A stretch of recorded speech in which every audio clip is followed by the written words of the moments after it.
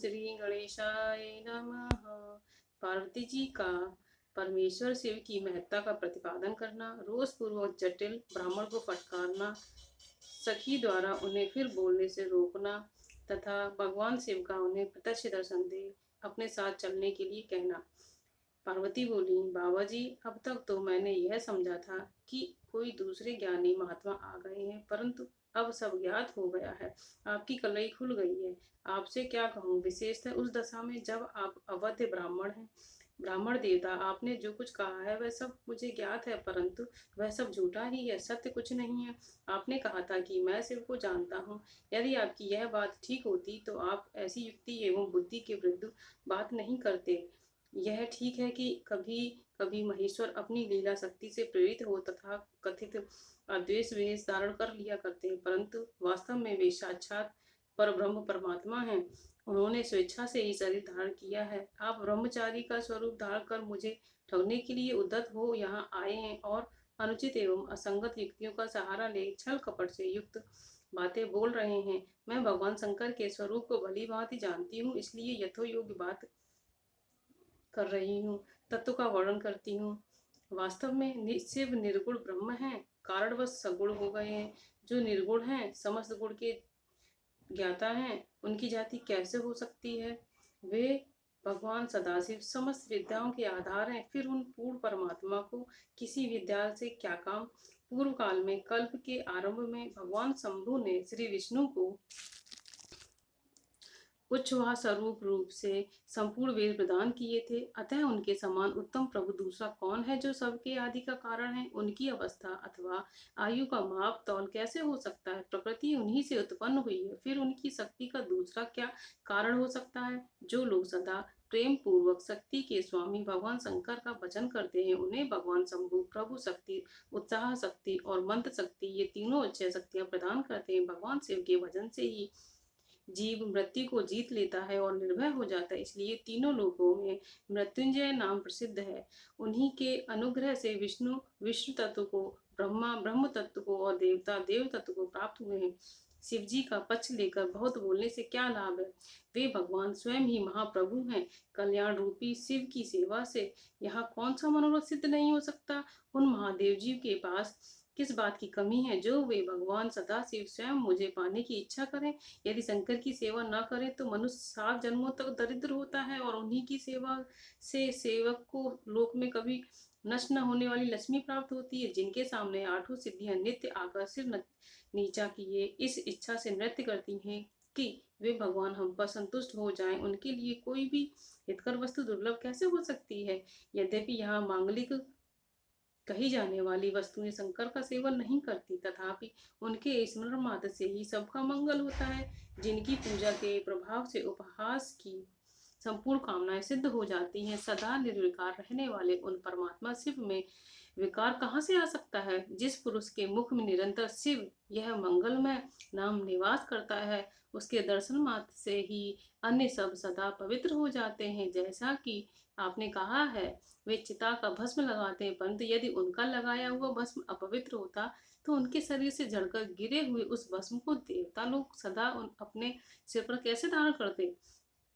जो महादेव सगुण होकर तीनों लोगों के कर्ता भर्ता और हरता है तथा निर्गुण रूप में शिव कहलाते हैं, वे बुद्धि के द्वारा पूर्ण रूप से कैसे जाने जा सकते हैं? पर ब्रह्म परमात्मा शिव शिव का जो निर्गुण रूप है उसे आप कैसे बहिर्मुखी लोग कैसे जान सकते हैं? जो दुराचारी और पापी हैं वे देवताओं से बहिष्कृत हो जाते हैं।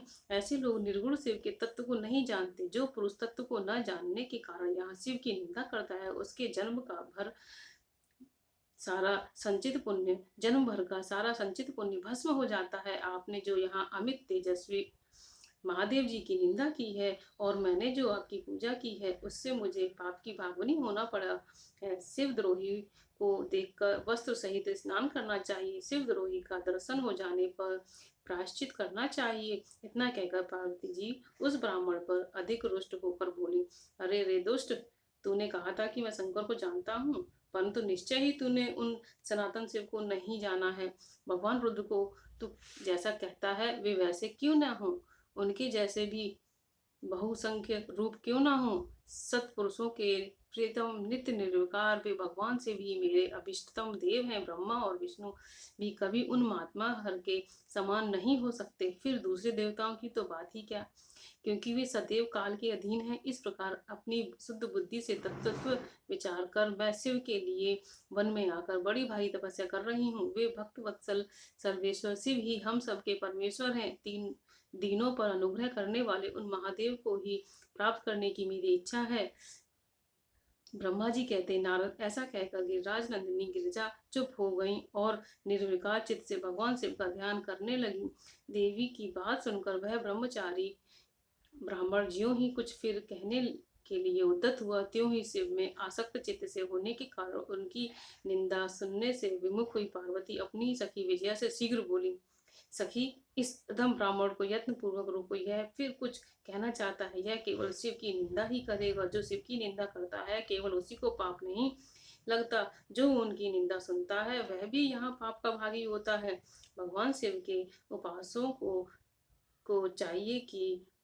उपासकों को चाहिए कि वे शिव की निंदा करने वाले का सर्वदा वध करें। यदि वह ब्राह्मण हो तो उसे अवश्य ही त्याग दें और स्वयं उस निंदा के स्थान से शीघ्र दूर चले जाएं।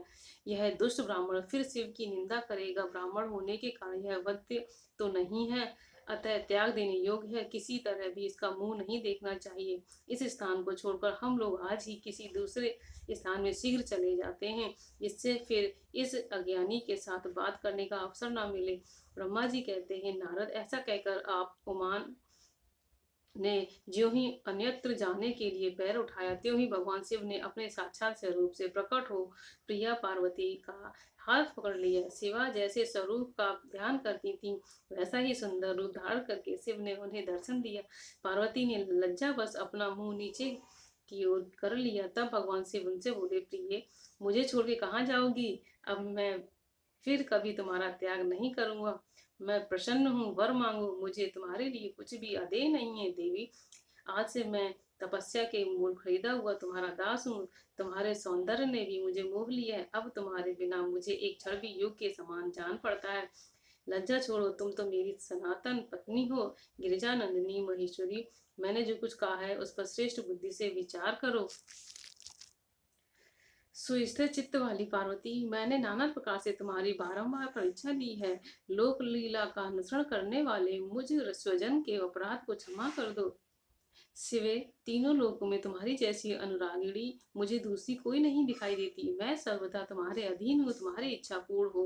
प्रिय, मेरे पास आओ, तुम मेरी पत्नी हो और मैं तुम्हारा वर हूँ। तुम्हारे साथ मैं शीघ्र ही अपने निवास स्थान उत्तम पर्वत कैलाश को चलूंगा। ब्रह्मा जी कहते हैं, देवादिदेव महादेव जी के ऐसा कहने पर पार्वती देवी आनंद मग्न हो उठी। उनकी तपस्या जनित पहले का सारा कष्ट मिट गया।